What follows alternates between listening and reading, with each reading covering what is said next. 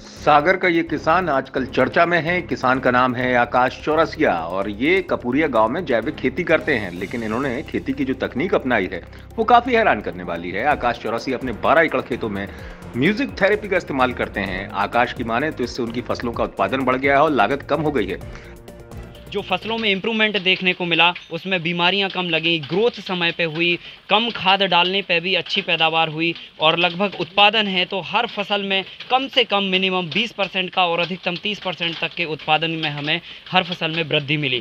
तो ये फसल की पैदावार में हमें फ़ायदा हुआ। इसके बाद जो है ना, इंसानों पर भी इसका बहुत अच्छा प्रभाव पड़ता है। जब हमारे खेत में म्यूज़िक थेरेपी चलती है तो हमारे जो स्टाफ होते हैं, जो हमारे जो काम करने वाले लोग होते हैं या हम खुद भी होते हैं, तो इससे हमारा भी मन लगता है काम करने में। सो हमारा ज़्यादा काम होता है। इस तरह से हमारी लागत भी कम होती है और प्रॉफिट भी हमारा बढ़ता है, बिना खाद पानी या और दूसरे संसाधन का उपयोग किए बगैर। आकाश बताते हैं कि जैसे इंसान तनाव में होता है वैसे ही पेड़ पौधे और जीव जंतुओं में तनाव होता है।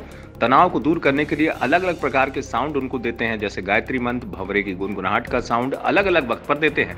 आकाश चौरसिया की इस बात से सागर यूनिवर्सिटी के पूर्व वनस्पति शास्त्री डॉक्टर अजय शंकर मिश्रा भी इत्तेफाक रखते हैं।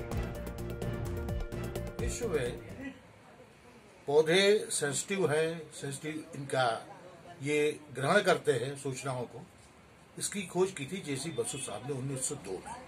1902 में इनका एक पेपर छपा था। इसके बाद 1904 में इनका पेपर छपा था। इसके बाद बहुत से देशों में, रशियंस ने, अमेरिकन्स ने और यहाँ तक कि आज भी भारतीय 2019 का पेपर है, तो उन्होंने रिसर्च करके बताया कि पौधे इन वाइब्रेशंस, एक्चुअली जिसे हम म्यूजिक कहते हैं, वो है ध्वनि तरंगे। जैसा कि हमारा सनातन धर्म बताता है कि जब हम किसी ध्वनि का उच्चारण करते हैं तो प्रभु तक पहुंच जाती है, अल्लाह तक पहुंच जाती है। उसी प्रकार से जब हम पौधों को म्यूजिक देते हैं तो हवा में तरंगे उत्पन्न होती हैं। इन तरंगों को पौधे ग्रहण कर लेते हैं और उसके हिसाब से बिहेव भी करते हैं। आपने ये सुना होगा कि अगर एक अच्छा माली है, पौधों से प्यार करता है, तो वहां पौधे बढ़ते हैं। अगर एक खराब माली है तो पूरा बगीचा बियाबान हो जाता है, सूख जाता है।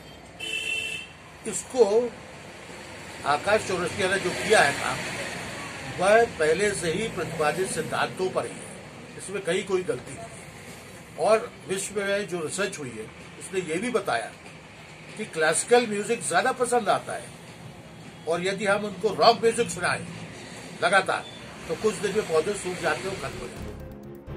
फिलहाल आकाश चौरसिया की खेती करने का ये अंदाज लोगों को पसंद आ रहा है। आकाश की फसलों की सिर्फ बम्पर पैदावार ही नहीं हो रही, बल्कि गाय भी अब ज्यादा दूध देने लगी हैं। सागर से हिमांशु पुरोहित की रिपोर्ट, एमपी तक।